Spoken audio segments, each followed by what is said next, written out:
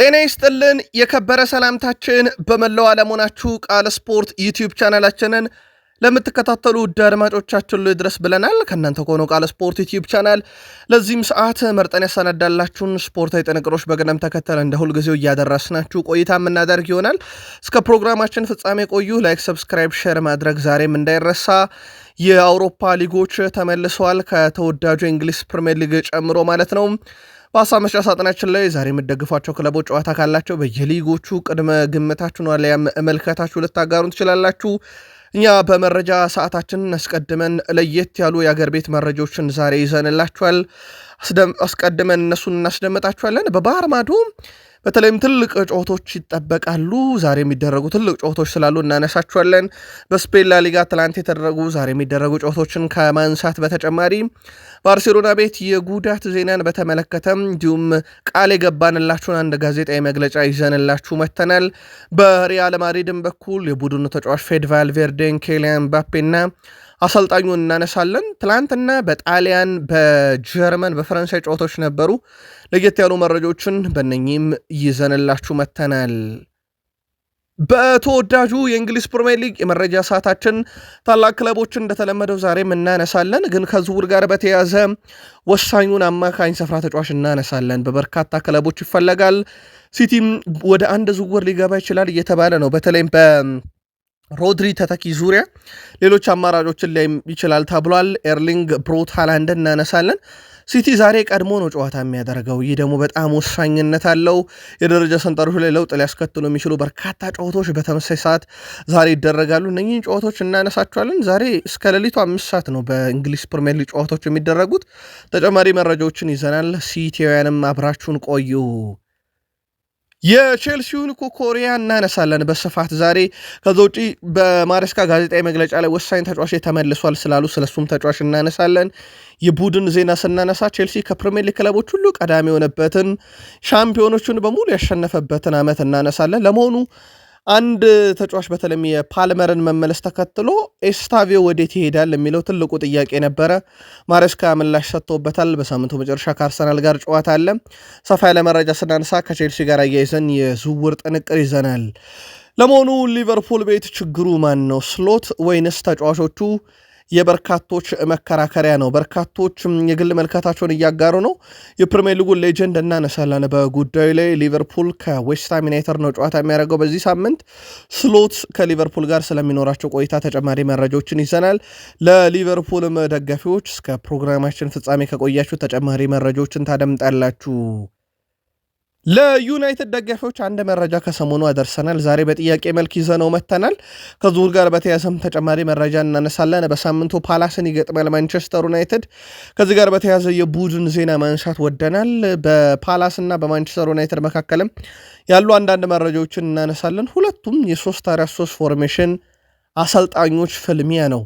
በማንቸስተር ዩናይትድ እና በፓላስ ዙሪያ ጨዋታዎቹን ጎን ለጎን ያልኳቸው የቡድን ዜና ተይዟል። ከዛ ውጪ በርካቶች ጥያቄ ስታነሱልን ነበር። ከዩናይትድ እና አርሰናል ጨዋታ ጋር በተያዘ ተጨማሪ መረጃን ይዘናል። ይሄኛውን አርሰናል እናነሳለን ወደኋላ መለስ ብለን። ከዛ በዘለለ በአርሰናል በኩል ብዙ በተታችሁበት ነገር ላይ በዚህ ወር በደንብ ምላሽ የሰጡበት ወር ይመስላል። ኤብሪቼ ኢዜ፣ ማይክል አርቴታ እናነሳለን።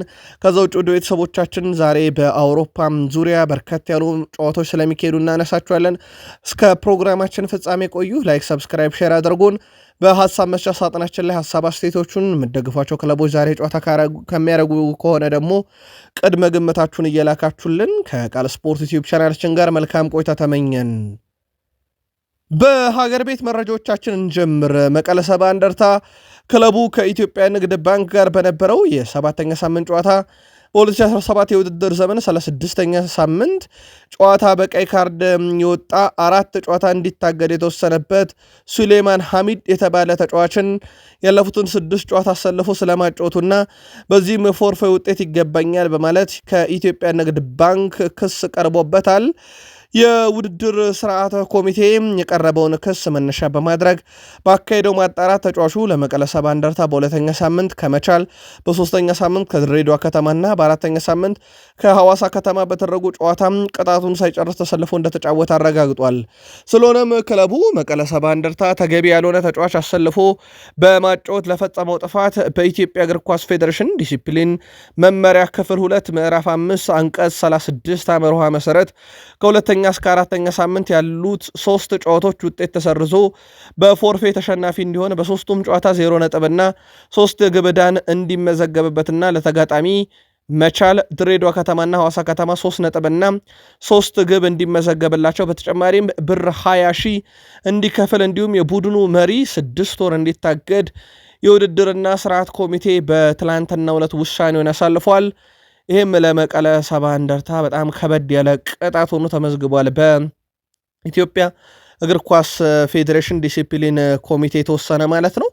ምናልባት ይህ ሁላ ሲካሄድ ራሱ ክስ ከመቅረቡ በፊት ማለት ነው ኢትዮጵያ ንግድ ባንክ ክስ ከማቅረቡ በፊት መቀለ ሰባ እንደርታ ላይ ይህንን የሚከታተለው የዲሲፕሊን ኮሚቴ በራሱ ምን እየሰራ ነበር የሚለው ትልቁ ጥያቄ ነው። ምክንያቱም ተጫዋቹ አንድ ጨዋታ ተጫውቶ ቢሆን ኖሮ የክለቡ ክስ ተቀባይነት ወይም ልክ ነው ያስብል ነበር። ግን የፕሪሚየር ሊጉ ጨዋታ 7ኛ ሳምንት ደርሷል። ተጫዋቹ ከሁለተኛ ሳምንት እስከ 4ኛ ሳምንት ተጫውቷል። ይህን ሰዓት የት ነበር የሚለው ትልቁ ጥያቄ ነው። ለማንኛውም መቀለ ሰባ እንደርታ ከውጤት ቅነሳው በፊት በ18ኛ ደረጃ ላይ ነበር የሚገኘው። አሁን ወደ 19ኛ ደረጃ ላይ ወርዷል። የኢትዮጵያ ፕሪሚየር ሊግ የ7ኛ ሳምንት ምርጥ አሰልጣኝ በሶከር ኢትዮጵያ ይፋ ተደርጓል። ማክሰኞ ህዳር 16 2018 ዓ.ም በሐዋሳ ዩኒቨርሲቲ ስቴዲየም በተደረገ የ7ኛ ሳምንት ጨዋታ ነገሌ አርሲዎች ኢትዮጵያ መድንን 1-0 ረትተዋል። እንግዲህ ምንም እንኳን ከድል ቢመለሱም ፈታኝ እንደሚሆንባቸው በተጠበቀው የኢትዮጵያ መድን ጨዋታ ላይ የነገሌ አርሲዎች ማለት ነው ጨዋታውን ግን በድል አጠናቀዋል። ታዲያም ብልጫ መውሰድ የቻሉት የአሰልጣኙን ፍልስፍና ተከትሎ እሳቸው በሳምንቱ ምርጥ አሰልጣኝ ተብለው ተመርጠዋል። ቱሉ ደስታ ናቸው። የሲዳማ ቡና ክለብ አሰልጣኝ ናቸው። ቡድኑ እንዲሻሻል ተፎካካሪ እንዲሆን አድርገዋል። በተለይም ያደገ ቡድን ነው፣ ግን ኢትዮጵያ መድንን የሚያክል ቡድን አሸንፈዋል። የአምናውን የፕሪሚየር ሊግ ሻምፒዮንን ማለት ነው። ለዚህ ምርጫውን ለእሳቸው ሰጥተዋል። የኢትዮጵያ ፕሪሚየር ሊግ የ7ኛ ሳምንት ምርጥ ተጫዋችንን በተመለከተ ሶከር ኢትዮጵያ ይፋ አድርጓል። በዕለተ ረቡዕ 2018 ህዳር 17 7 ሰዓት ሲል በአዲስ አበባ ስቴዲየም በተካሄደ ጨዋታ ሲዳማ ቡና መቻልን ከመመራት ተነስቶ 2-1 በመርታቱ ይታወሳል። በዚህ ጨዋታ ላይ ሲዳማ ቡና ወደ አቻነት የተመለሰበትን የፍጹም ቅጣት ምት ጎል በግሩም የራስ መተማመን እንዲሁም የማሸነፊያ ጎል በመጨረሻ ደቂቃ በግንባር በመቅረት ከመረብ ማሳረፍ የቻለው የቡድኑ አምበል ያሬድ ባየ የመሃል ተከላካይ ተጫዋች ሆኖ የቡድኑ የማሸነፊያ ጎሎች ከማስቆጠረን ባሻገር ሌሎች 2 ለግብ የቀረቡ ሙከሮችን ማድረጉ አድናቆትን አስችሮት ነበረ። በመሆኑም ተከላካዩ በጨዋታው ሳምንቱ ድንቅ እንቅስቃሴ ማድረግ ከቻሉ የምድረ ገነት ሽረው ሽመከት ጉግሳ ጋር ተፎካክሮ የሶከር ኢትዮጵያ ኤዲቶሪያል የ7ኛ ሳምንት ምርጥ ተጫዋች በመባል መመረጥ ችሏል። ወደ አውሮፓ መረጃዎቻችን እንሻገር። ውድ ቤተሰቦቻችን ዛሬ በጣም ተጠባቂ ጨዋታዎች በአሜሪካ ሜጀር ሊግ ሶከር የግማሽ ፍጻሜ ጨዋታዎች እናያለን። ኢንተር ማያሚ ከኒውዮርክ ሲቲ ዛሬ እኩለ ሌሊት 8 ሰዓት በኢትዮጵያን ሰዓት አቆጣጠር፣ ሳንዲያጎ ከቫንኮቨር ጋር እንዲሁ ከሌሊቱ 11 ሰዓት ጀምሮ ዛሬ ጨዋታቸውን የሚያደርጉ ይሆናል። ሃቬር ማሻራኖ ለመጀመሪያ ጊዜ እንግዲህ ለፍጻሜ ጨዋታ ለመብቃት ዛሬ በጣም በወሳኙ ጨዋታ ኒውዮርክ ሲቲን ማሸነፍ ይጠበቅባቸዋል። በኢስተርን ኮንፈረንስ ናቸው ያሉት። የአሜሪካ ሜጀር ሊግ ሶከር እንደሚታወቀው የመጨረሻ ዋንጫ አሸናፊው የሚለየው በሊጉ በሰበሰቡት ነጥብ ሳይሆን በጥሎ ማለፍ ጨዋታዎች ናቸውና ዛሬ ሜሲና ሃቬር ማሻራኖ ኢንተር ሚያሚን ዋንጫ ለማብቃት በግማሽ ፍጻሜ ትልቅ ፈተና ይጠበቃቸዋል ከኒውዮርክ ሲቲ። ኔይማር ጁኒየር ሳንቶስን ከወራጅነት ለማትረፍ የልጅነት ክለቡን ከነ ጉዳቱ ልምምድ እያደረገ ነው ብያችሁ ነበር። ከሰሞኑ ሊነጋጋ ሲል ከነ ጉዳቱ 90 ደቂቃ ተጫውቷል። ወደ ቤተሰቦቻችን ለሳንቶስ ስፖርትስን 3-0 በሆነ ውጤት ሲያሸንፍ ኔይማር 25ኛው ደቂቃ ግብ አስቆጠረ። ከዛ ሉካስ ካል ነው በራሱ መረብ ላይ ያስቆጠረ 36ኛው ደቂቃ ላይ። ጆሽ ሜት የጨዋታው ኮከብ 67ኛው ደቂቃ ላይ ግብ ሲያስቆጥርም አሲስት ያደረገው ኔይማር ነው። ኔማር በጨዋታው ላይ አንድ ግብ አስቆጠረ፣ አንድ አሲስት አደረገ። በሳንቶስ ተጫዋቾች የተቆጠሩ ሁለቱም ግቦች ላይ ተሳትፏል ማለት ነው። አንዱ በራስ ላይ የተቆጠረ ግብ ስለሆነ ድንቅ ምሽት አሳለፈ። ኔማር ጁኒየር 90 ደቂቃን የተጫወተው ወደ 8.9 ሬቲንግ ተሰጥቶታል። አሁን ቡድኑ ሳንቶስ 41 ነጥብ ላይ ደርሷል። ከወራጅ ቀጠናው በነገራችን ላይ በሁለት ነጥቦች ልቆ ነው የሚገኘው። በእርግጥ ወራጅ ቀጠና ውስጥ ያለው ቪቶሪያ ሁለት ቀሪ ጨዋታ አለው። እንደዚሁም ፍሮንትላዝ ሁለት ቀሪ ጨዋታ አላቸው። ምናልባት የተወሰነ ሊከብድ ይችላል ለሳንቶስ፣ ግን የተቻለኝን ሁሉ አድርጌ ክለቤን ያተርፋለሁ ብሏልና ኔማር ጁኒየር የመትረፍ ሂደቱ የሳንቶስ የሚቀጥል ሂደት ሆኗል። ግን ትላንትና በጣም ወሳኝ ነበረ ኔማር ከነ ጉዳቱ። ስፔን ደርሰናል ውድ ቤተሰቦቻችን። ትላንትና በስፔን ላሊጋ ጨዋታዎች ተደርገዋል። ሄታፌን ከኤልቼ ያገናኘ ጨዋታ ነበረ። ሄታፌ ከኤልቼ ባረጉት ጨዋታ በነገራችን ላይ ሄታፌ 1-0 በሆነ ውጤት ድል አድርጓል። 56ኛው ደቂቃ ላይ አረም ባሪ ግብ አስቆጥሮ ጨዋታው በዛው 1-0 በሆነ ውጤት ተጠናቋል በባለሜዳው ሄታፌ አሸናፊነት። ዛሬ ግን የላሊጋ ጨዋታዎች ሌሎችም ያሉ በርካታ ያሉ ጨዋታዎች ይካሄዳሉ። ማሎርካ ከኦሳሱና፣ ባርሴሎና ከዲፖርቲቮ አላቬዝ፣ ሌቫንቴ ከአትሌቲኮ ቢልባኦ፣ አትሌቲኮ ማድሪድ ከሪያል ኦቪድ ጋር ዛሬ በላሊጋ የ14ኛ ሳምንት መርሃ ግብሮች እንደዚሁ ቀጥለው የሚካሄዱ ናቸው የሚሆኑት። ግን ከነኚህ ጨዋታዎች ሁሉ በጣም በትልቁ የሚጠበቅ ጨዋታ አለ። ባርሴሎና ከዲፖርቲቮ አላቬዝ የሚያደርጉት ጨዋታ። ይህን ጨዋታ በጥቂቱ እንመልከተው ውድ ቤተሰቦቻችን። ዛሬ አመሻሽ 12 ሰዓት ከ15 ደቂቃ በኢትዮጵያን ሰዓት አቆጣጠር ባርሴሎና ከዲፖርቲቮ አላቬዝ ጨዋታቸውን ያደርጋሉ። ባርሴሎና በካምፕኑ የሚያደርገው ቀጣዩ ጨዋታ ይሆናል ማለት ነው። ባለፉት አጠቃላይ ባደረጓቸው ወደ 20 የሚጠጉ ጨዋታዎች ማለት ነው እንዳጠቃላይ በባርሴሎና በኩል 12 ድል አላቸው በዚህ ውድድር ዓመት፣ 2 አቻ አላቸው፣ 4 ጨዋታን በሽንፈት ደምድመዋል በዚህ ውድድር ዓመት። በዲፖርቲቮ አላቬዝ በኩል በዚህ ዓመት ያደረጓቸውን አጠቃላይ ወደ 14 የሚጠጉ ጨዋታ 5 ድል ብቻ ነው ያላቸው፣ 3 አቻ 6 ሽንፈት አስተናግደዋል። ባርሴሎና የመጨረሻውን ጨዋታ በቼልሲ ተሸንፎ ነበር የመጣው። እንደዚሁም ዲፖርቲቮ አላቬዝ በእርግጥ በሴልታ 1-0 በላሊጋ ተሸንፏል የመጨረሻ ጨዋታቸው። እንዳጠቃላይ ባርሴሎና ከመጨረሻ 5 ጨዋታ 3 ድል 1 አቻ 1 ሽንፈት፣ ዲፖርቲቮ አላቬዝ ካለፉት 5 የመጨረሻ ጨዋታ 2 ድል 3 ሽንፈት። በርስ ፍልሚያ ባርሴሎና 35 ጊዜ ዲፖርቲቮ አላቬዝን ረትቷል። እንዲሁም ዲፖርቲቮ አላቬዝ 7 ጊዜ ተሸንፏል፣ 7 ጊዜያቸው ወጥተዋል። የመጨረሻ 4 ግንኙነት በሙሉ በባርሴሎና ድል አድራጊነት ነው የተጠናቀቀው። ቅድመ ግምቶች ሁሉ ወደ ባርሴሎና ያደላሉ። በተለይም ዛሬ ባርሴሎና ድል የሚያደርግ ከሆነ የላሊጋ መሪነትን ከሪያል ማድሪድ በጊዜያዊነት መረከብ ስለሚያስችለው ትልቅ ጨዋታ ይሆናል። በጨዋታው ላይ እንግዲህ ሮናልድ አራሆን በሆድ ህመም ምክንያት ከዛሬው ጨዋታ ውጪ ነው። ትላንትና ለመመድ ማቋረጡን ነግረናችሁ ነበረ። ምክንያቱ የሆድ ህመም መሆኑ ተረጋግጧል። ሌላው ሃንሲ ፍሊክ ጸጽቷቸዋል በአንድ ጉዳይ ላይ። ሃንሲ ፍሊክ ፌርሚን ሎፔስ ከቼልሲ ጋር በነበረን ጨዋታ ላይ አድርጎት በነበረው አዲስ ጫማ ምክንያት ጉዳት አስተናግዷል። ስለዚህ ከጨዋታ ውጭ መሆኑን ተናግሯል።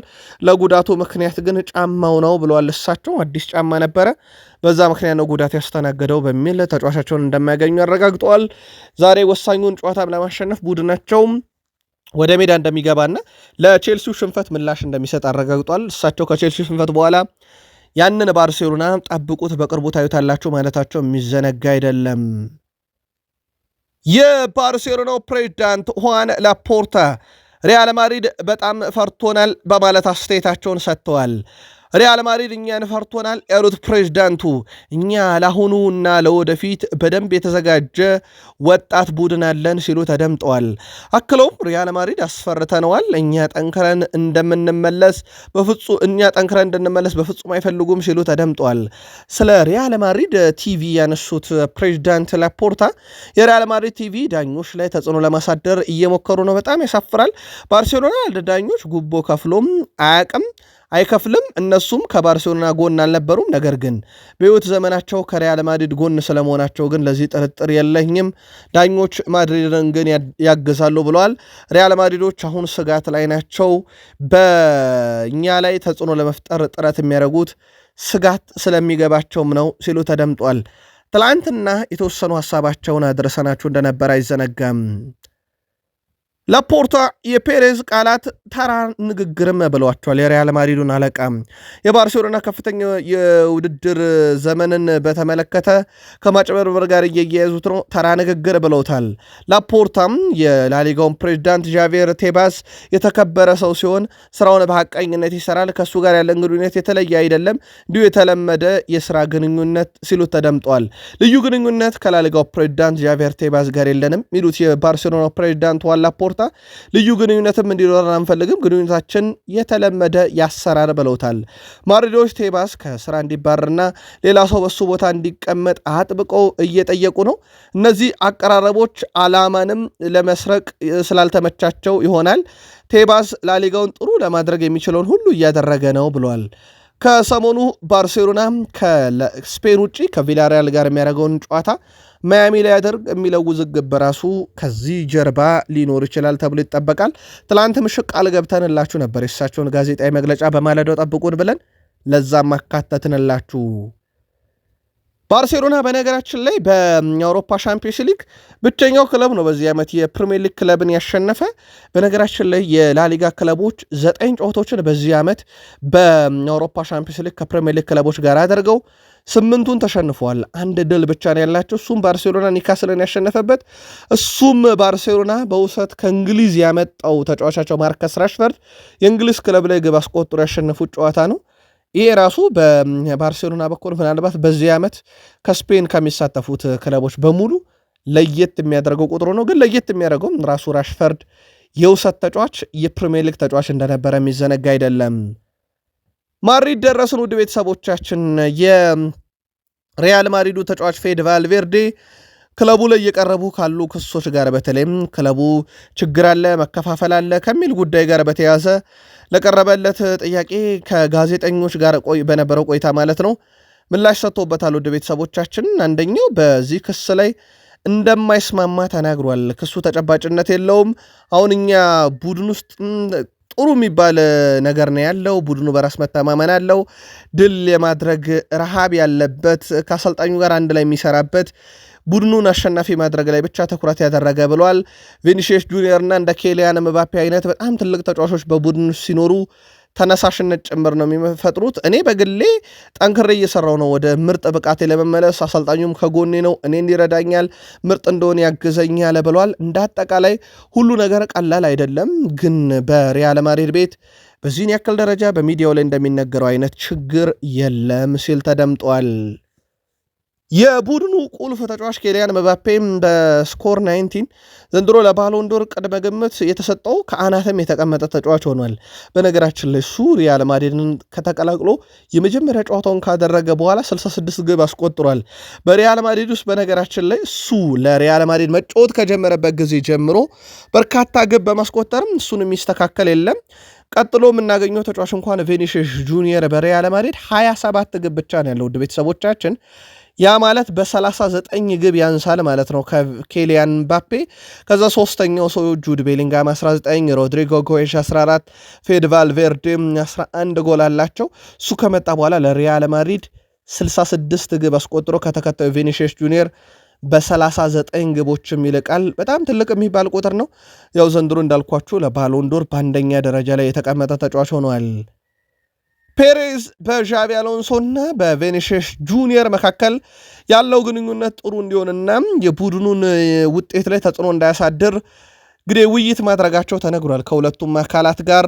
ዣቪ አሎንሶም የቡድኑን ቁልፍ ተጫዋች ጋር እንግዲህ ከሌሎቹም ጋር ያላቸውን ነገር በጊዜ እንዲፈቱ በማድረግ ሂደት ላይ ፍሎሬንቲኖ ፔሬዝ እጃቸው ነበረበት ተብሏል። እናም ተጫዋቾችን በተለይም የቡድኑ ቁልፍ ተጫዋቾች ቢሸጧቸው እንኳን በአመቱ መጨረሻ ላይ ከቡድኑ ጋር ግን ያላቸው ነገር ውዝግቡ እንዲቀንስ ይፈልጋሉ። ይህም የቡድኑን አሸናፊነት በራስ መተማመን እንዳይጎዳ በሚል መሆኑም ተረጋግጧል። በነገራችን ላይ አንዳንድ የዜና ምንጮች እንደውም አሎንሶ ልክ እንደ ካርሎ አንቸሎቲ ሁሉ ስትራቴጂ እንዲጠቀሙ ይፈለጋል እየተባለ ነው። ዣቪ አሎንሶ ከሳቸው ፍልስፍና ይልቅ እንደ ተጫዋቾቹ ባህሪ አይነት እንደ ተጫዋቾቹ ፍላጎት የቀረበ አይነት ባህሪ ያለው ቡድን መገንባት ይወዳሉ። ዣቪ አሎንሶ ደግሞ እንደ ራሳቸው አይነት ነው። ስለዚህ እንደ አንቸሎቲ አይነት በራሳቸው በተጫዋቾቹ አይነት ፍልስፍና የሚቃኘ ቡድን የመገንባትም እቅድ አላቸው እያሉ ነው። ዋንጫ ከማንሳት ካላቸው ፍላጎት አንጻር ሪያል ማድሪድ በእሁድ ጨዋታ እንመለከተዋለን። ተጨማሪ መረጃ በቀጣይ መረጃ ሰዓታችን እናካትታለን። ትላንት በጣሊያን ሴሪኤም አንድ ጨዋታ ተካሂዷል። ዛሬ ደግሞ በርከት ያሉ ጨዋታዎች ይቀጥላሉ። ትላንትና የሴስክ ፋብሬጋሱ ቡድን ኮሞ ከሳሱሎ ያደረጉት ጨዋታ በትልቁ ይጠበቅ ነበረ። ባለሜዳው ኮሞ 2-0 በሆነ ውጤት ድል አድርጓል። ዘንድሮ ሌላ በጣም አስደናቂ ቡድን ኮሞን እያየን ነው። ከአምናው ደግሞ ፍጹም የተሻለ ቡድን ነው። አምናን ያደገው ትላንትና 2-0 በሆነ ውጤት ሲያሸንፉ ዱቭ ኢካስ 14ኛው ደቂቃ ላይ፣ ሞሪኒዮ 53ኛው ደቂቃ ላይ ሁለቱን የኮሞ የማሸነፊያ ግቦች አስቆጥረዋል። ወጣቱና በ26 የቀድሞ ክለቡን ይቀላቀላል ተብሎ የሚጠበቀው ኒኮ ፓዝ የጨዋታው ኮከብ ተብሎ እንደዚህ የተመረጠበት በጣም አስደናቂ ምሽት አሳልፏል። እንግዲህ ቡድኑን ከተቀላቀለ ጊዜ ጀምሮ የቡድኑ ቁልፍ ተጫዋች ሆኖ እንደዚሁ ትላንትናም ተመልክተነዋል። ዛሬ የጣሊያን ሴሪ መርሃ ግብሮች ቀጥለው ይካሄዳሉ። በፓርማና ዩዲኒዜ መካከል በሚደረግ ጨዋታ ይጀምራል። ከዛ ጄኖዋ ከሄላስ ቬሮና፣ ዩቬንቱስ ከካግላሪና ሚላን ከላዚዮ ዛሬ ጨዋታቸውን ያደርጋሉ። ትላንት በቡንደስሊጋ አንድ መርሃ ግብር ተካሂዶ ነበረ። ቦሩሲያ ሞንቹ ግላድባን ከአርቤ ሌይፕዚግ ያገናኘ ጨዋታ ነበረ። ጨዋታው ያለምንም ግብ 0-0 በሆነ አቻ ውጤት ተጠናቋል። ዛሬ ግን የቡንደስሊጋ ጨዋታዎች ቀጥለው እንደዚሁ ይካሄዳሉ። ሆፈንሄም ከኦግስቡርግ፣ ዩኒየን በርሊን ከሃይደንሄም፣ ወርደር ብሬመን ከኮሎኝ፣ ባየር ሞኒክ ከሴንት ፓውሊን እነኚህ 11 ሰዓት ከ30 ይጀምራሉ። ምሽት 2 ሰዓት ከ30 ባየርን ሊቨርፑልን ከቦሩሲያ ዶርትመንድ የሳምንቱ ትልቅ ጨዋታ በጀርመን ቡንደስሊጋ የምንመለከት ይሆናል። እንዳልኳችሁ ጨዋታ ምሽት 2 ሰዓት ከ30 ሲል የሚጀምር መርሃ ግብር ነው። ለመመልከት ምቹ ሰዓት ይመስላል። ትልቅ ጨዋታ ነው በጀርመን ዛሬ ከሚደረጉት ውስጥ። ጀርመን ላይ እንቆይና የተወሰነ መረጃ እናክል። ውድ ቤተሰቦቻችን ባየር ሞኒክ የቀድሞ ተጫዋቹ ኪንግስሊ ኮማን በዛሬው ዕለት ይፋዊ ሽኝት እንደሚያደርግለት አስታውቋል። ባየር ሞኒክ በአሊያንዝ አሬና ከሴንት ፖሊን ጋር ከሚያከናውኑት ጨዋታ በፊት ለኪንግስሊ ኮማን ዛሬ ሽኝት ያደርጉለታል ተብሏል። ይህንም ተከትሎ ለሳውዲ አረቢያው ክለብ አልናስር በመጫወት ላይ የሚገኘው ኮማን ዛሬ ከደጋፊዎች ጋር ስንብት የሚያካሂድ ይሆናል። ደጋፊዎች ሁልጊዜም በልቤ ይኖራሉ ሲል የተደመጠው ኪንግስሊ ኮማን ክለቡን ከለቀቀ በኋላ ለአልናስር ጨዋታ እያደረገ ነው። አልናስርም ዘንድሮ ለዋንጫ እንዲደረደር ትልቅ ምክንያት ከሆኑ ወይም በሳውዲ ፕሮ ሊግ ከተጫወቷቸው ጨዋታዎች ሁሉንም በድል እንዲወጡ ካደረጉ ተጫዋቾች ውስጥ በግንባር ቀደምትነት የሚጠቀሰው ተጫዋች ዳግም ዛሬ በአሊያንዝ አሬና ተገኝቶ ከባየር ሙኒክ ደጋፊዎች ጋር ስንብት እንደዚሁ ያካሂዳል። ቦታውን ለሉዊስ ዲያስ ትቶት እንደሄደ ይታወቃል።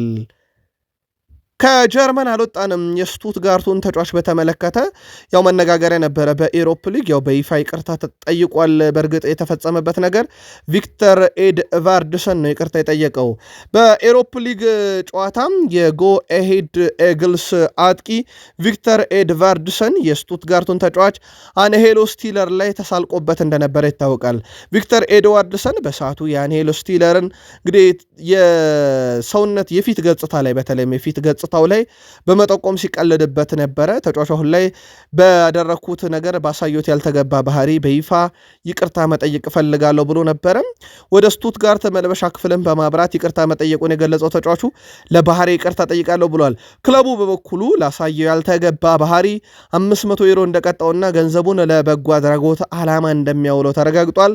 አንጀሎ ስቲለር በፊት ገጽታው ላይ ከተሳለቀበት በኋላ ቪክተር ኤድቫርድሰን ይቅርታ ቢጠይቅም ነገር ግን አሁንም መነጋገሪያነቱ አልቀነሰም። በነገራችን ላይ ይሄ ተጫዋች አምና አንጀሎ ስቲለር ማለት ነው አምና በሪያል ማድሪድ ዘንድሮ ደግሞ በዩናይትድ ስሙ እየተያዘ እንደሆነ ይታወቃል። ፈረንሳይ ደርሰናል። ውድ ቤተሰቦቻችን ትላንት የፍራንስ ሊጋ መርሃ ግብር እንደዚሁ ቀጥሎ ሲካሄድ ነበረ። የ14ኛ ሳምንት መርሃ ግብሮች መደረግ ጀምረዋል። ሜትስ ከሬንስ በሜዳውና በደጋፊ ፊት ሜትስ ሽንፈት አጋጥሞታል። ሬኒስ 1-0 በሆነ ውጤት ድል አድርጓል። ሮን ጊየር 22ኛው ደቂቃ ላይ ብቸኛውን የማሸነፊያ ግብ ለሬኒስ ማስቆጠር ችሏል። ውጤቱን ተከትሎ ሬኒስ ነጥባቸውን 24 በማድረስ በጊዜውነት ወደ አራተኛ ከፍ ብለዋል። ፓሪስ ሰን ዠርሜን በ30 ነጥብ ይመራል። ማርሴይ በ28 ይከተላል። ሌንስ በ28፣ ሬኒስ 24 ደርሶ አራተኛ፣ ሊል 23 አለ። ዛሬና ነገም ቀጥሎ የሚካሄዱ ጨዋታዎች ስላሉ የደረጃ ሰንጠረዡ ላይ የተወሰነ ለውጥ ሊያስከትል ይችላል። ለአብነት ያክል ሞናኮ ከፓሪስ ሰን ዠርሜን፣ ፓሪስ ከኦግዤር፣ ኦሎምፒክ ማርሴይ ከቱሉዝ ዛሬ ጨዋታ ያደርጋሉ። ምናልባት በፓሪስ ሰን ዠርሜን በኩል ዛሬ ኑኖ ሜንዴሽ በጉዳት ምክንያት ከጨዋታ ውጭ ነው ተብሎ ይጠበቃል። በሌሎች አማራጮች ፓሪስ ሰን ዠርሜን የዛሬውን ጨዋታ ለማድረግ ይገደዳል። ውድ የቃል ስፖርት ዩቲዩብ ቻናል ቤተሰቦቻችን ከእናንተ ከሆነው ቃል ስፖርት ዩቲዩብ ቻናል ለዚህ ሰዓት መርጠን ያሳዳዳላችሁን ስፖርታዊ ጥንቅር እያጋራናችሁ እንገኛለን። ከተወዳጁ የእንግሊዝ ፕሪሚየር ሊግ ብቻ ወዳገኘናቸው የዕለቱ ጥንቅሮች እንሻገር። እስከ ፕሮግራማችን ፍጻሜ ስትቆዩም በሀሳብ መስጫ ሳጥናችን ላይ ሀሳብ አስተያየታችሁን እንደዚሁም ቃል ስፖርት ዩቲዩብ ቻናልን ለ100,000 ሰብስክራይበር በማብቃት ሂደት ላይ አጋር እንድትሆኑ እንጠይቀናል። ዛሬ 5,000 ላይክ ያስፈልገናል። ስለዚህ ሁላችሁም እስከዚህ ሰዓት ድረስ አብራችሁን ያላችሁ ላይክ ካላረጋችሁ ላይክ እያረጋችሁን እስከ ፕሮግራማችን ፍጻሜ ቆዩ። ወደ ፕሪሚየር ሊግና ወደ ዕለቱ መረጃ እንሻገራለን። መልካም ቆይታ ተመኘን። 2024 ፌብራሪ ላይ ነው አዳም ዋርተን ክሪስታል ፓላስን የተቀላቀለው። ከዛ በኋላ እስከ 29 ኮንትራት አለው። በነገራችን ላይ በጣም አስገራሚ ኮንትራት በክሪስታል ፓላስ የውል ማፍረሻ የለውም። ስለዚህ ፓላስ ይደራደራል እንጂ ክለቦች አይደራደሩም ማለት ነው ከፓላስ ጋር፣ ወይም ደግሞ የውል ማፍረሻውን ከተጫዋቹ ጋር የውል ማፍረሻውን ከፍሎ ለማስፈረም ማለት ነው። ታዲያ ተጫዋቹ ፓላስን ከመቀላቀሉ በፊት ከፌብራሪ 2024 በፊት በርከት ያሉ ክለቦች ጠይቀውት ነበረ ወደ ሳውዝ ለንደን ከማቅናቱ በፊት በክሪስታል ፓላስ ማለት ነው። አሁን እሱ በክሪስታል ፓላስ ከደረሰ በኋላ አዳም ዋርተን በክለቡ አይነኬም አይተኬም ተጫዋች ሆኗል። በቡድኑ ዋንጫ ማግኘት ስርዓት ውስጥ ያለ ተጫዋች ሆኗል። ፓላስ 2 ዋንጫዎችን 2025 ላይ አንስቷል፣ እሱ በመጣ በአመት ውስጥ ማለት ነው። ከዛ ውጭ በርካታ የአውሮፓ መድረክ ጨዋታዎችን ማድረግ ጀምሯል። እዚሁ ክሪስታል ፓላስ ላይ ለእንግሊዝ ብሔራዊ ቡድን በቦታው ላይ ተመራጭ ተጫዋች ሆኗል። 2026 ላይ ታዲያ ከዓለም ዋንጫ በኋላ ሊሆን ይችላል እየተባለ ነው ክለቡን የሚለቀው። ግን እስከ 29 ኮንትራት ስላለው ክለቦች በቀጥታ ከፓላስ ይደራደራሉ እንጂ ተጫዋቹን በድርድር ስላሳመኑ ብቻ የውል ማፍረሻ ከፍለው የሚያገኙትም አይነት ተጫዋች አይደለም ብሏል ዴቪድ ኦርኔስቴ። የዘ አትሌቲኮ አምደኛ ነው። ዛሬ በዘ አትሌቲክ የፊት ገጽ ላይ መረጃውን ይዞት የወጣው። ሌላኛው በአውሮፓም ታላላቅ ክለቦች ውስጥ እንግዲህ እየታየ የሚገኘው ወይም በመለማዮች እየተደነቀ የሚገኘው ኤሊዮት አንደርሰንን በተመለከተ ሲቲዎችም እዚህ ተጫዋችን ፍላጎት አላቸውና እዚህ ተጫዋች ዝርዝርም ስምም በዝርዝራቸው ውስጥ ተካቷል እየተባለ ይገኛል። የማለሜዳው እንግዲህ የፕሪሚየር ሊግ ወሳኝ ተጫዋች በፔፕ ጨምሮ በበርካታ ክለቦች አሰልጣኝ የተወደሰም የተደነቀም ሆኗል። ተጫዋቹ ኖቲንግሃም ፎረስት ባሳለፍነው የውድድር ዓመት ወደ አውሮፓ መድረክ እንዲመለስ በማድረግ ሂደት ላይ ትልቅ ሚና ነበረው። በርካታ መልማዮች ግን አሁንም በየስቴዲየሞቹ በተለይም ኖቲንግሃም ፎረስት ጨዋታ በሚያደርግባቸው ስቴዲየም እየተከታተሉ ሲሆን ሲቲም እዚህ ዝርዝር ውስጥ አለ። ዩናይትድ አስቀድሞም የነበረ ነው። ሌሎችም በርካታ የአውሮፓ ክለቦች ግን በክረምት ይህን ተጫዋች ለማምጣት ጥረት ያደርጋሉ። ጥርም ላይ ግን ሙከራ የሚያደርጉ ክለቦች አይጠፉም እየተባለ ነው። የስካይ ስፖርት ዘገባ ነው። ኤርሊንግ ብሮት ሃላንድ በአውሮፓ ከፍተኛ ግብ አስቆጣሪነትን እየመራ ነው። በነገራችን ላይ ኤርሊንግ ሃላንድ በዚህ እንደ አጠቃላይ በሁሉም በሀገሩም በክለብ ደረጃ 32 ጎሎች አሉት፣ 3 አሲስት፣ አንዱ በፍጹም ቅጣት ምት የተቆጠረ ነው። 35 የግብ ተሳትፎ አለው በ22 ጨዋታ ብቻ። ይሄ ከኬሊያን ምባፔ በጨዋታ እኩል ከሃሪኬን በሁለት ያነሰ ያደርገዋል። ሃሪኬን 24 ጨዋታን አድርጎ ከሃላንድ በሁለት የበለጠ ማለት ነው። 29 ግብ 3 አሲስት፣ 7ቱ ፍጹም ቅጣት ምት ናቸው። 32 የግብ አስተዋጽኦ አለው። ኬሊያን ምባፔ ከሃላንድ እኩል በ22 ጨዋታ 27 ግብ 6 አሲስት አለው። 7ቱ ፍጹም ቅጣት ምት ናቸው። 33 የግብ አስተዋጽኦ አለው። ሃላንድ ከአጥቂዎቹ ለየት የሚያደርገው አንድ የፍጹም ቅጣት ምት ግብ ነው ያለው። ስለዚህ አንዷን የፍጹም ቅጣት ምት ግብ ብንቀንስ 31 ግብ አለው ማለት ነው። ሃሪኬን 7ቱ ፔናልቲ ናቸው ብለናል። ስለዚህ 22 ይወርዳል። የኬሊያን ምባፔም 27ቱ ፔናልቲ ናቸው ብላል። ብንቀንሰው 20 ይወርዳልና የሃላንድ ቁጥር ዘንድሮ በብዙ መንገድ ብናሰላው ከአውሮፓ 9 ቁጥሮች ሁሉ እጅጉን የላቀ ነው። ዛሬ ሲቲ ከሊድስ ዩናይትድ ጋር ጨዋታ ያደርጋል። ኢታር ላይ የሚደረግ ጨዋታ ነው። ሃላንድ በትልቁ የሚጠበቅበት ጨዋታ ነው።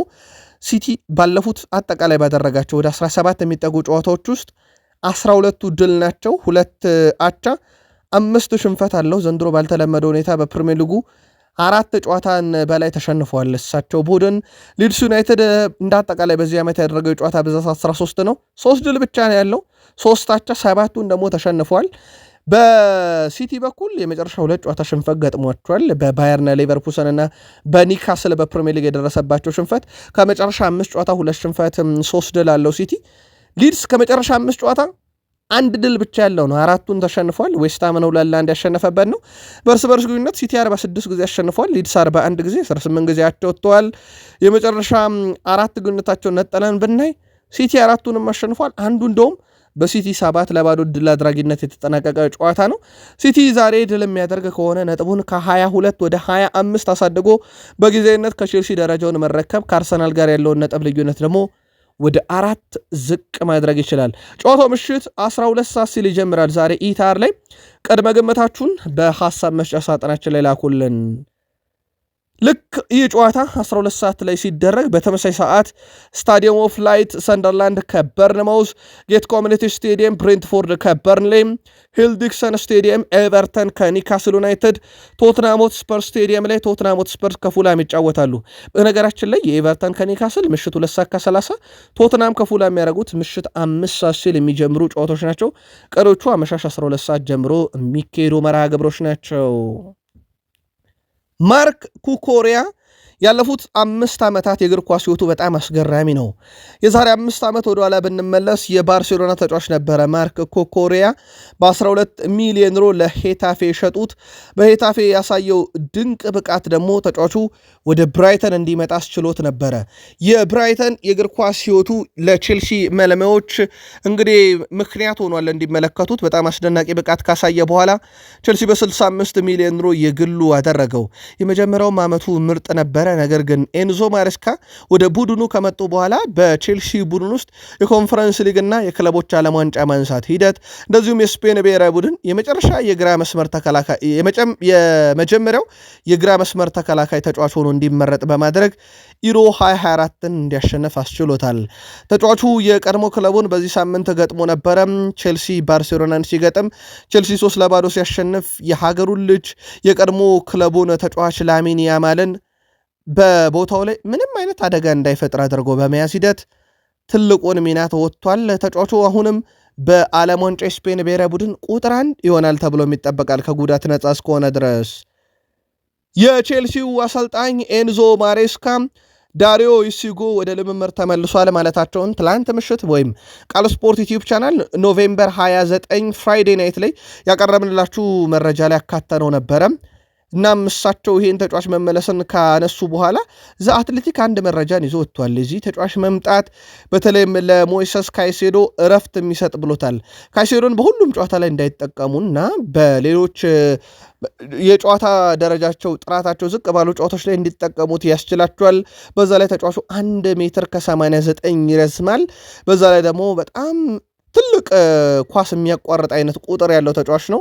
የኳሶችን መልሶ መንጠቅ፣ ታክሎችን መውረድ አይነት ባህሪ ያለውና የአንዳንድ ግንኙነቶችን የማሸነፍ ባህሪው በጣም ትልቅ የሚባል ነውና ዳሪዮ ኢሲጎ ጉዳት አስተናገደ እንጂ በቼልሲ ውስጥ የማሬስካ ቁጥር 1 ሊሆን ይችል ነበረ። ለማንኛውም ተጫዋቹ ወደ ሜዳ ተመልሷል። በቀጣይ ሳምንታት ውስጥ ጨዋታ ሊያደርግ ይችላል ተብሎ ይጠበቃል። ቸልሲ በፕሪሚየር ሊጉ ቁጥር 1 የሆነበት ቁጥሮች አሉት፣ ወይም የፕሪሚየር ሊጉ መሪ የሆነባቸው ቁጥሮች አሉት። በእርግጥ በ6 ነጥብ ተበልጦ ከአርሰናል ሁለተኛ ነው። በዚህ ሳምንት ራሱ አርሰናል ይገጥማል። ምናልባት ከ2018 ኦገስት በኋላ የመጀመሪያ ድሉን ስታንፎርድ ብሪጅ ላይ አርሰናል ላይ የሚቀናጅበት ከሆነ የነጥብ ልዩነቱን ከዚህም ማጥበብ ይችላል ወደ 3። ቸልሲ ግን ቀዳሚ ነው በፕሪሚየር ሊግ ግብ ሊሆኑ የሚችሉ ሙከራዎችን በማድረግ በዚህ ዓመት 22.47 ግብ መሆኑ የሚችሉ ሙከራዎችን ያደረገ ቀዳሚ የፕሪሚየር ሊግ ክለብ ነው። ሲቲ በ22 ይከተላል። አርሰናል 21.26 አለው። እንዲሁም ክሪስታል ፓላስ ወደ 20.56 አራተኛ ነው። ማንቸስተር ዩናይትድ በ20.13 አምስተኛው። በፕሪሚየር ሊግ በርካታ ግብ ሊሆኑ የሚችሉ ኳሶችን በመሞከር ተቀምጠዋል። የቼልሲ ቁጥር ግን ትልቅ የሚባል ነው። በፕሪሚየር ሊጉ በርካታ ግብ ካስቆጠሩ ግንባር ቀደም ክለቦች ውስጥ ይጠቀሳል። ቼልሲ 2025ን ለየት የሚያደርጉ 4 አጋጣሚዎች አሉ። 4ቱ አጋጣሚዎች ሻምፒዮኖችን የማሸነፍ አጋጣሚ ነው። ለአብነት ያክል በፊፋ የዓለም ክለቦች ዋንጫ ፓሪስ ሰን ጀርሜንን ነው 3-0 ያሸነፉት፣ የአውሮፓ ሻምፒዮኑን ማለት ነው። ከዛ ይቀጥላል። በፕሪሚየር ሊግ ሊቨርፑልን 2-1 አሸንፈዋል። ያምነው የፕሪሚየር ሊግ ሻምፒዮን ማለት ነው። በእንዲሁም በፕሪሚየር ሊግ ቶትናምን 1-0 አሸንፈዋል። የአምና የኢሮፕ ሊግ ሻምፒዮን ነው። በዚሁ ዓመት ባርሴሎናን 3-0 አሸንፈዋል። የአምናው የላሊጋ፣ የስፔን ሱፐር ካፕ፣ የስፔን ኮፓ ዴላሬ አሸናፊውን ያሸነፉትና ዘንድሮ ቼልሲ ለየት የሚያደርገው ነገር የአምና የየመድረኩ ሻምፒዮኖችን ድል አድርጓል። የአውሮፓ ሻምፒዮንስ ሊጉንም አሸናፊ፣ የዩሮፕ ሊግ አሸናፊው የኮንፈረንስ ሊግ ራሳቸው ናቸው አሸንፈዋል። የፕሪሚየር ሊግም የላሊጋ አሸናፊውን አሸንፈዋልና ጠንካራ ቡድን እየገነቡ ይመስላል ማሬስካ። ይሄ በተለይም ትልቅ ጨዋታን የሚያሸንፍ ግን ትልቁ ጥያቄ እንዳልኳችሁ ከኦገስት 2018 በኋላ አርሰናል ስታንፎርድ ብሪጅ ላይ አሸንፎት አያውቅም። ፓልመር ተመለሰ ብለን እንዲሁ ለእናንተ ውድ አድማጮቻችን ኖቬምበር 28 አርብ ምሽት መረጃችን ላይ ለቃል ስፖርት ዩቲዩብ ቻናል ቤተሰቦቻችን በሰበር መረጃውን ነገርናችሁ። አሁን ትልቁ ጥያቄ ፓልመር ከተመለሰ ኤስታቪዮ የሚል ነው። ለዚህ ማሬስካ ምላሽ አላቸው። ሁለቱ ተጫዋቾች አንድ ላይ ተጣምረው መጫወት ይችላሉ ብለዋል። ምናልባት ፓልመርን በ10 ቁጥር ሚና ተጠቅመው ኤስታቪዮን በግራ ሊጠቀሙ ወይንስ ኤስታቪዮን 10 ቁጥር አድርገው ፓልመርን የቀኝ ክንፍ ተመላላሽ ሊያረጉ እንዴት አድርገው ያጫውታሉ የሚለው ለሳቸው የሚታየው የቤት ስራ ቢሆንም ለቼልሲ ደጋፊዎች ግን ብዙ ስጋት እንዳይገባችሁ ብለዋል። ፓልመር ስለተመለሰ ኤስታቪዮ ተጠባባቂ የሚሆንበት ወይም በፓልመር ምክንያት ደቂቃ የሚያጣበት ምክንያት የለም። ሁለቱም አንድ ላይ መጫወት ይችላሉ ብለዋል። ቼልሲ ከአርሰናል በዘንድሮ የውድድር ዓመት በሊጉ ያላቸውን ቁጥሮች እንመልከት። ለአብነት ያክል አርሰናል 24 ግብ አስቆጥሯል፣ ቼልሲ 23 ያስቆጠረው። ስለዚህ አርሰናል ማስቆጠር ይበልጣል። በክፍት ጨዋታ ቼልሲ 14 ግብ ሲያስቆጠር አርሰናል 12፣ በዚህ ደግሞ ቼልሲ ይልቃል። በርካታ ጨዋታ ላይ መረባቸውን ባለማስደፈር አርሰናል 7፣ ቼልሲ 6፣ በዚህ ቁጥር አርሰናል ይበልጣል። ግብ የተቆጠረባቸውን ካየን አርሰናል በዚህ ዓመት 6 ግብ ነው የተቆጠረበት፣ ቼልሲ 11 ተቆጥሮበታል። በዚህ ረገድ ደግሞ አርሰናል እንደዚሁ የተሻለ ቡድን ያደርገዋል።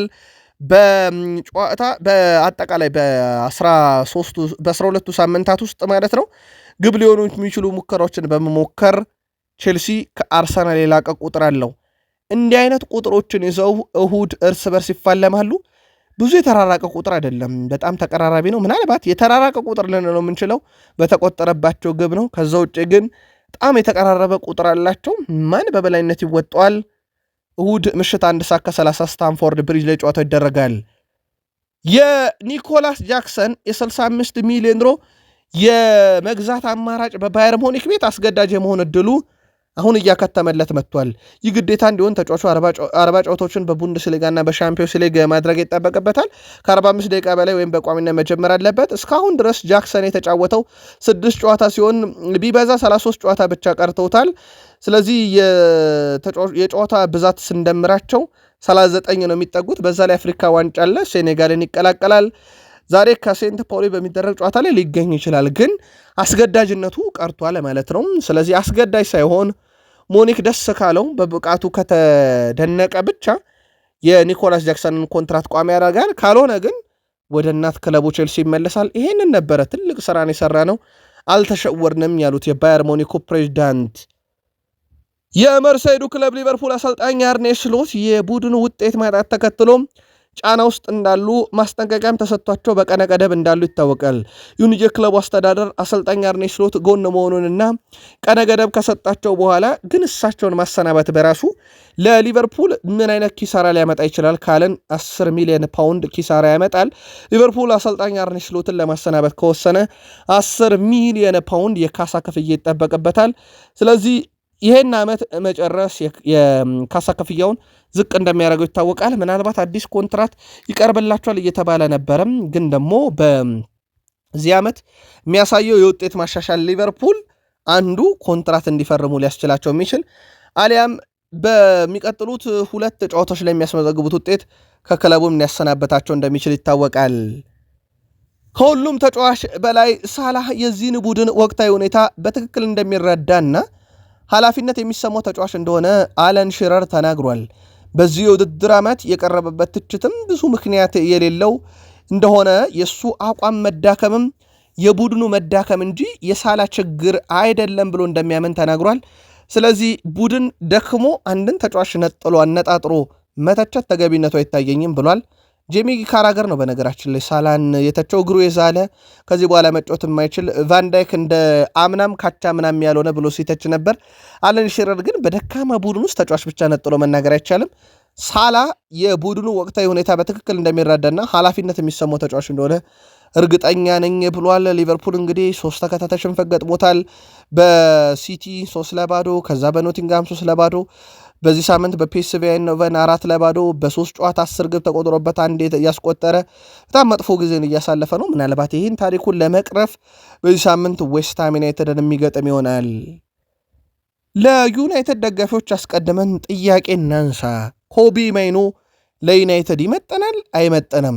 ከሰሞኑ የቀድሞ ተጫዋች ኒኪ በት ኮቢ ማይኖ ምናልባት የክሪስታል ፓላስ ተጫዋች ቢሆን ኖሮ ዩናይትዶች ከ50 እስከ 60 ሚሊዮን ዩሮ ከፍለን ሽጡልን የሚሉት አይነት ተጫዋች ነው።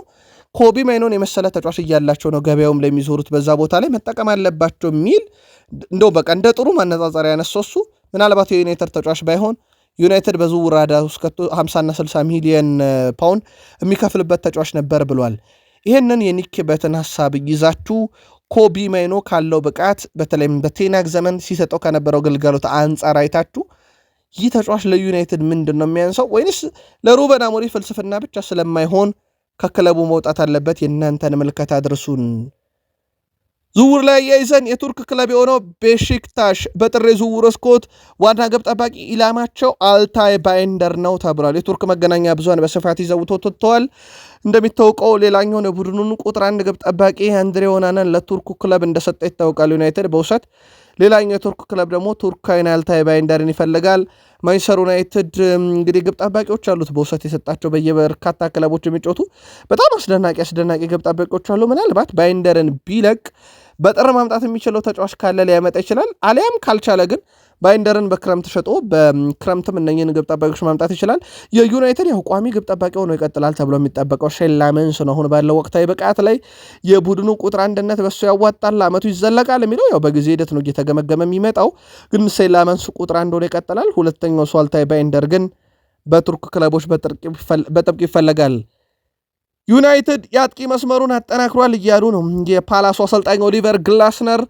እንዲሁም ስለ አሞሪምም የጨዋታ ፍልስፍና ይናገራሉ። ስለ 3-4-3 ማለት ነው። 3-4-3 አሰላለፍ ማውራት በጣም አስቂ ነው።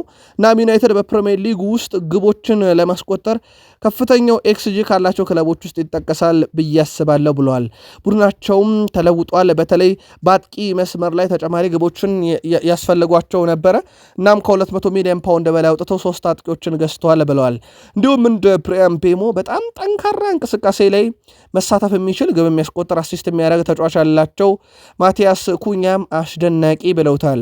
እኛ የመጨረሻዎቹን ጨዋታዎች አሁን ካሉን ጨዋታዎች አንጻር በአፈጻጸም ደረጃ ስራችንን በፍጥነት መጨረስ አለብን። በአመቱ መጨረሻ ላይ ከምንቸገር አሁን ጨዋታዎችን መወጣት አለብን። ለዩናይትድ ጨዋታ ዝግጁ ነን ሲሉ ተደምጠዋል። እንግዲህ የእሳቸው ቡድን ከሩበን አሞሪም ጋር ጨዋታ ሲያደርግ ለሩበን አሞሪም ፈታኝ ነበር። አምናም ከእነሱ ጋር የምናደርገው ጨዋታ ፈታኝ ነበር፣ ዘንድሮም ይፈትነናል እያሉ ነው። ግን ፓላስ ባለፉት ጥቂት ዓመታት ውስጥ ለዩናይትድ በራሱ በዚሁ ሜዳ ላይ ፈተና የሆነ ቡድን እንደነበረ ይታወቃል። በቃል ስፖርት ዩቲዩብ ቻናል አርብ ምሽት ኖቬምበር 28 በቀረብነው መረጃ ዩናይትድ የ3 ተጫዋቾችን ግልጋሎት አያገኝም ብለናችሁ ነበረ። ከተከታተላችሁን በተለይም የአጥቂውን ማቲያስ ኩኛን ጨምሮ ተከላካዩም የለም። የማንቸስተር ዩናይትዱ ተከላካይ ሃሪ ማጓየር፣ አጥቂውን በእርግጥ ቤንያሚን ሼሽኮም የለም። ይህን መረጃ በቃል ስፖርት ዩቲዩብ ቻናል ኖቬምበር 28 አርብ ምሽት ያቀረብነው ላይ ሰፊ ጥንቅር ስላለን እዛም ላይ መከታተል ትችላላችሁ። ታዲያ ብራዚል የፊት ወሰር ተጫዋች ማቲያስ ኩኛ ካጋጠመው ጉዳት በጥሩ ሁኔታ እያገገመ ነው ተብሎ በሩበን አሞሪም በኩል ተገልጧል።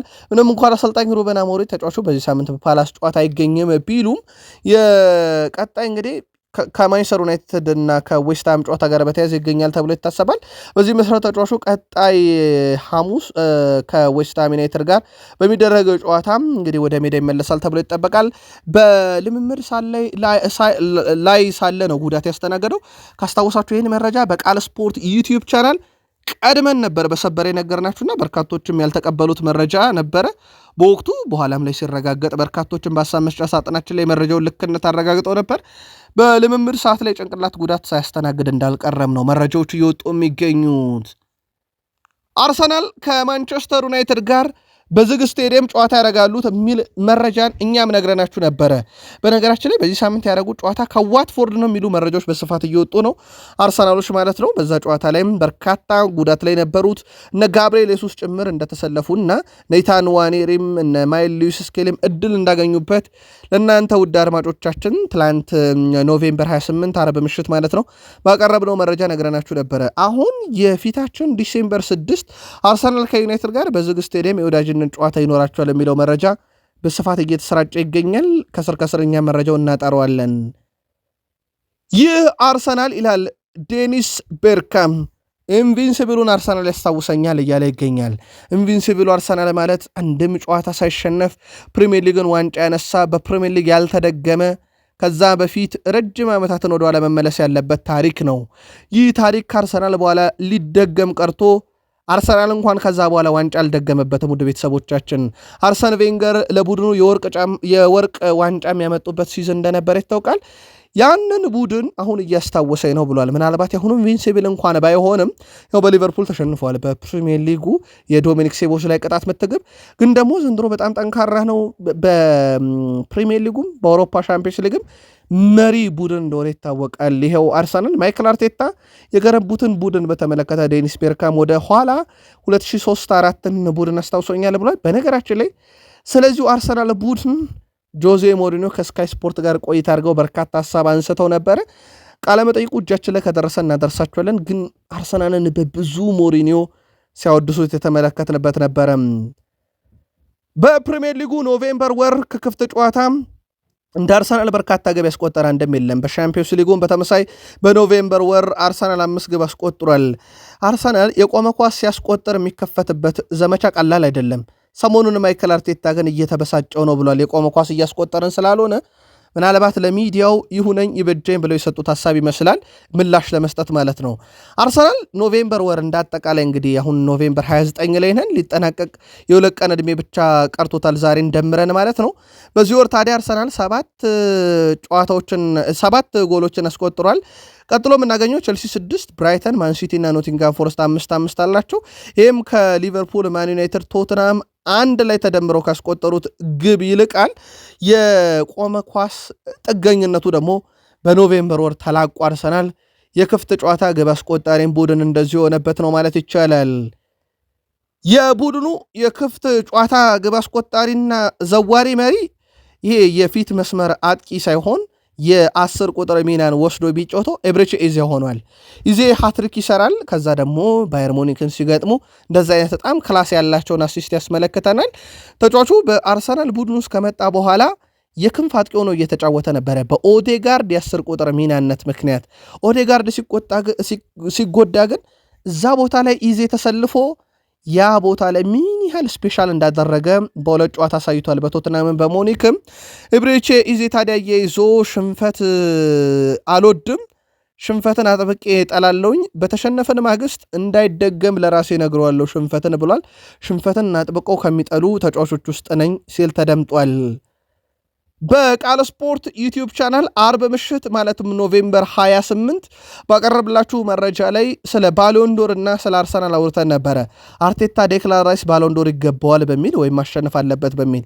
በነገራችን ላይ በርካቶችም ይህን ጉዳይ ስታነሱት ነበር። በስኮር 90 ከኬሊያን ባፔም ቀጥሎ እንግዲህ ከሃላንድ ቀጥሎ ሶስተኛው ሰው ለባሎንዶር ሽልማት የታጨው እሱ እንደሆነ ይታወቃል። በነገራችን ላይ መረጃውን ለማጥራት ያክል ነው፣ አንዳንድ ሀሳቦችን እያየው ስለነበረ ነው። እሳቸው ባሎንዶር ይገባዋል ሲሉ ቡድኔ ዋንጫ ይበላል እያሉ ነው። በነገራችን ላይ ለአርሰናል ደጋፊዎች ግልጽ ለማድረግ ያክል ዴክላን ራይስ ባሎንዶር ይበላል ማለት አርሰናል ዋንጫ ይበላል፣ ፕሪሚየር ሊግም የአውሮፓ ሻምፒዮንስ ሊግም ማለት ነው። ምክንያቱም የፕሪሚየር ሊግና የአውሮፓ ሻምፒዮንስ ሊግን ያለበላ ተጫዋች ባሎንዶርን ያሸንፋል ተብሎ ስለማይጠበቅ እሳቸው ያንን ሲሉ ባሎንዶርን ያሸንፋል ሲሉ አርሰናል ደግሞ የፕሪሚየር ሊግና የአውሮፓ ሻምፒዮንስ ሊግ ዋንጫን ያነሳል ማለታቸው ነው። በዚህ እንድትይዙት በዚሁ አጋጣሚ መረጃውን ለመስጠት ያክል ነው። ዛሬ በእንግሊዝ ፕሪሚየር ሊግ ብሬንትፎርድ ከበርንሌ፣ ሰንደርላንድ ከበርንማውዝ፣ ማንቸስተር ሲቲ ከሊድስ ምሽት 12 ሰዓት፣ ምሽት 2 ሰዓት ከ30 ኤቨርተን ከኒካስል፣ ቶትናም ከፉልሃም ምሽት 5 ሰዓት ይጫወታሉ። ይሄኛው ጨዋታ ደግሞ በላሊጋ ማሎርካ ከኦሳሱና፣ ባርሴሎና ከአላቬዝ ምሽት 12 ሰዓት ከ15 ደቂቃ፣ ሌቫንቴ ከቢልባኦ እንደዚሁም አትሌቲኮ ማድሪድ ከሪያል ኦቪድ። ከጣሊያን ሴሪ ጨዋታዎች ውስጥ የምንጠብቃቸው ጨዋታዎች አሉ፣ ግን እንዳጠቃላይ ጄኖዋ ከቬሮና፣ ፓርማ ከዩዲኒዜ፣ ዩቬንቱስ ከካግላሪ፣ ኤሲ ሚላን ከላዚዮ፣ በጀርመን ቡንደስሊጋ ባየር ሙኒክ ከሴንት ፓውሊን፣ ሆፈንሄም ከኦግስቡርግ፣ ዩኒየን በርሊን ከሃይደንሄም፣ ቨርደር ብሬመን ከኮሎኝ እንዲሁም ባየር ሌቨርኩሰን ከዶርትመንድ። በፍራንስ ሊጋ 3 ጨዋታ ሞናኮ ከፒኤስጂ፣ ፓሪስ ከኦግዤር እንዲሁም ማርሴይ ከቱሉዝ ጨዋታቸውን የሚያደርገው ይሆናል። ትላንት የነበሩ ጨዋታዎችን ውጤት ለማስታወስ ያክል በላሊጋ ሄታፌ ኤልቼን 1-0፣ በቡንደስሊጋ ሞንቹግላድባክ አርቢ ላይፕዚግን 0-0፣ በፍራንስ ሊጋ ሬኒስ ሜትስን 1-0 አሸንፏል። ዛሬ በርከት ያሉ ጨዋታዎች በአሜሪካ ሜጀር ሊግ ሶከር የጥሎ ማለፍ ጨዋታዎች ጨምረው ይካሄዳሉ። ለምትደግፏቸው ክለቦች፣ ለምታደንቋቸው ተጫዋቾቻችሁ መልካም ዕድል። ክለቦቻችሁ በግብ በርከት ያላስቆጥረው የሚያሸንፉነት እንዲሆን ተመኝተን የአሁኑን ጥንቅር አበቃን። መልካም ቀን